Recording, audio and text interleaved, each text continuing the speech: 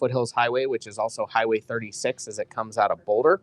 That closure has been moved on the south side from Broadway to Neva Road, and on the north side from Butte Highway or Highway 66 down to St. Vrain Road. So Highway 36 now is closed between Neva Road and St. Vrain.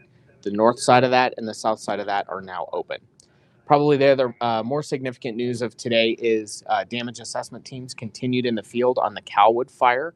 The left-hand fire, we've not been able to get damage assessment teams into the field yet just due to the ongoing fire operations. What you'll see here is a perimeter heat map from an overflight that was from yesterday. This is not the burn area. This is the heat map from the aerial surveillance, and it's overlaid with data from the assessor's website from Boulder County.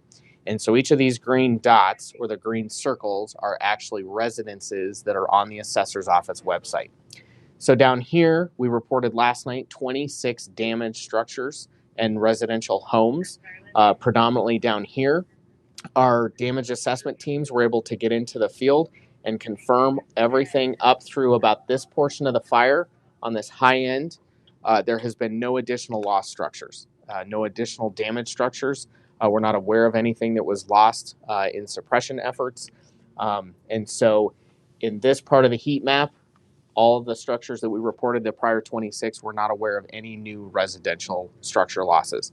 Now, those damage assessment teams were focused on residential structures only. Outbuildings, personal property, maybe cars or campers or RVs, things like that were not part of the damage assessment consideration on the first path because we were trying to get people information about their homes. So again, right here, the damage assessment teams have been able to get all the way through here. We have not gotten all the way to the heel of the fire yet with the teams just because it's still such an active portion of the fire. If you go to boulderoem.com, you can actually find, it's a similar map. It's the burn perimeter, and those maps are constantly updated as we get new information from the fire management team.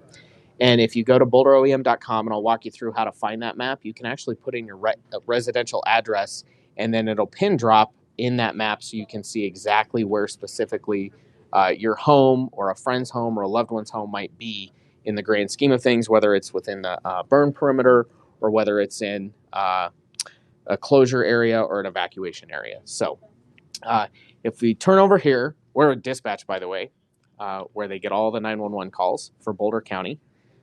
So if you face the map this way, Mike Radden, one of our dispatch supervisors, is going to help us drive. So this is the website, boulderoem.com.